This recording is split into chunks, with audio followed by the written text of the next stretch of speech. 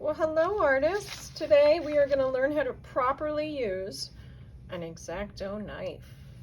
Make sure that you have your knife number. The knife number is written on the top. Make sure it's your knife number. If you're not sure your knife number, look on the screen. You should have written it on the back of your sketchbook. Make sure that you always have a cutting mat. It might seem like Mrs. Johannes is nice, but I will lose my mind on you if you cut on my tables.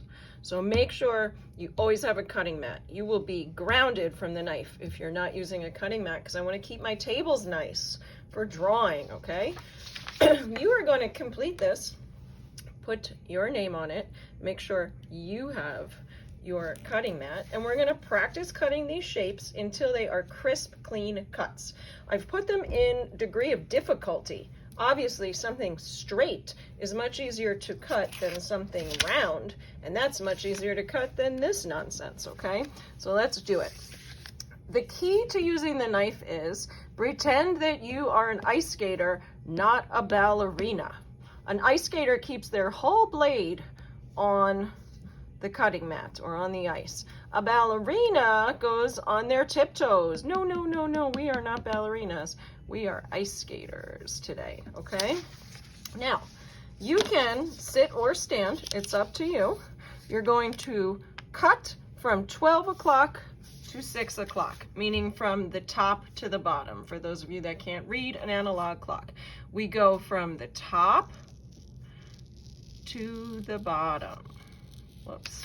And then I turn my paper and we go from the top to the bottom.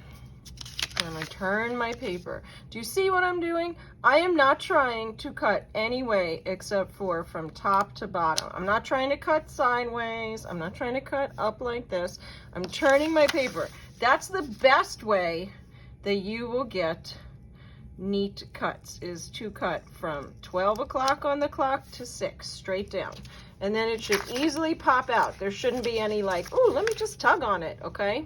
So from 12 to 6, ice skater, not ballerina. Now, let's cut something harder. A circle is way harder. Keep your paper in your non-dominant hand. Put that knife on the line, and then look. My handle's not moving, but my paper is. So do you see how I'm turning the paper, but keeping my hand pretty much in one space? Like I'm just keeping it in place and turning the paper. All right, that's what we should do for round things. And then for these banana ones, I'm gonna be impressed if somebody can do these beautifully. Again, the key is going to be keeping the knife in one spot, taking very tiny little ice skates backwards, and then turning your paper, okay? That's how you're gonna get these crazy cuts. I want you to take your time.